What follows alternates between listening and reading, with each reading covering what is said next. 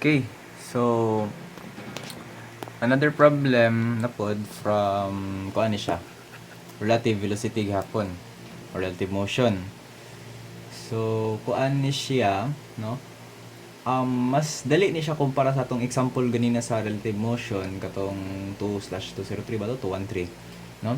Mas dali ni siya, pero ang medyo nakalisod na lang ani niya is asa pangitaon ang triangle kunuhay ani niya, no? So, sulat na lang sa feet per second nila. Yan, isa ka Viki 60. Okay, gets? Sige, so, basa ko sa problem. No, while scrambling directly toward the sideline at a speed v sub q equals 20 feet per second, a football quarterback q throws a pass towards the stationary receiver r. At what angle alpha should the quarterback release the ball? The speed of the ball relative to quarterback is 60 feet per second. Treat the problem as two-dimensional. Okay? Sige. So, ang nahitabo daw is natay quarterback diri sulat na lang ko. This is Q. Nya R. Q for quarterback, R is for tig receive, no?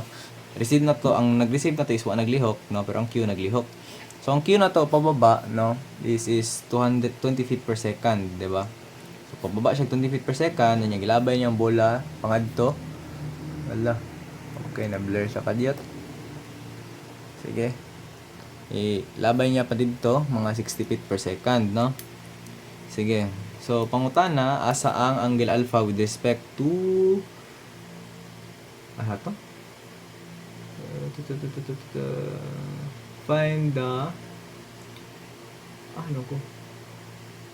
Okay. At what angle alpha should the quarterback release the ball? Okay, so, kaniyang yung pangita, no? Sige. So, karon sa pagpangita sa triangle, ano niya, no?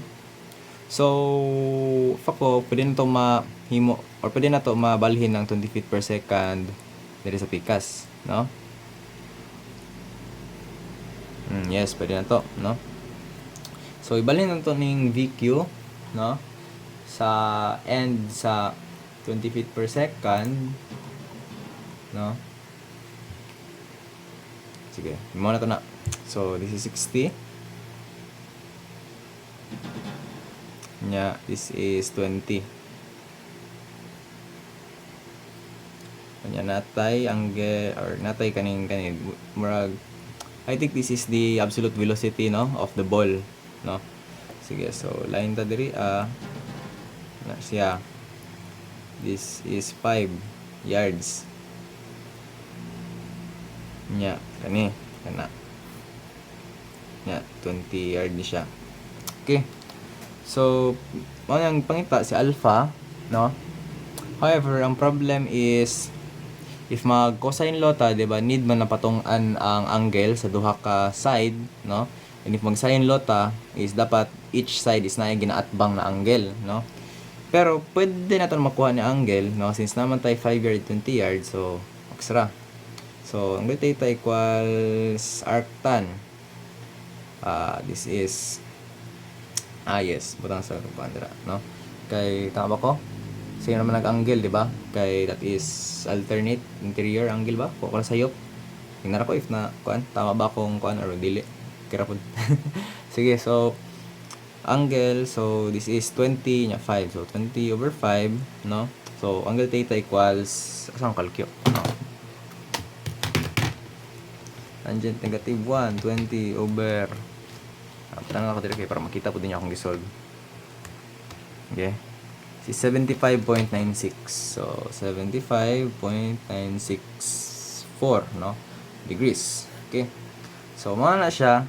By the way, store niyo this for convenience lang na gina-round up na ko, no? Kaya para di kay ko kuan dagang input sa calcio. Okay.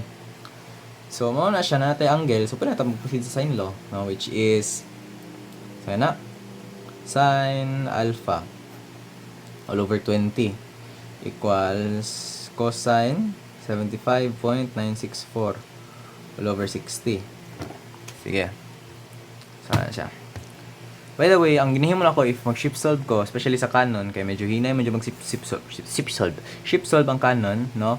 If transcendent or if ang ano to is nakapaloob o sa isa ka transcendental function, whether it be let's say squared or pwede pod naka trigo, pwede pod. palipod naka square root, no? Ang tibuok transcendental function is gina a na ko or gina x na ko dito, no? Substitute for x na siya nya solve. Murag nga apply mong guro na siya kani medyo simple lang guro na kuan guro na function. Basta kay kana. So x over 20 equals cosine 75.964 all over 60. Ala. 60. Sip solve ka, nya makuha yung value sa sin alpha. No? Okay, 0.08 anya arc sin ka sa x, makuha yung alpha.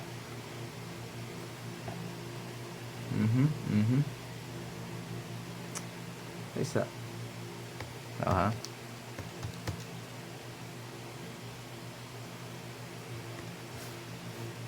Ay, nganong kusay mong gibutang dira. Daya. Sincha. Sin dapat na siya. Sorry. Sige, again. Take two. X 20 equals sin 75.964. Tingnan mo kung anong lahi raman diri pa. 60. Siya. It should be kuan. Yan, 0.323, no? Nya kana siya arc sin x din ka. Answer na should be 18. Tora, 18.87 or 867 or 868 rather. So alpha na to is 18.868 degrees. So mao na to ang final answer niya. I-box na nimo kay masuko si sir. Fair lang. So mao na siya. Okay, good. So thank you for listening. Bye-bye.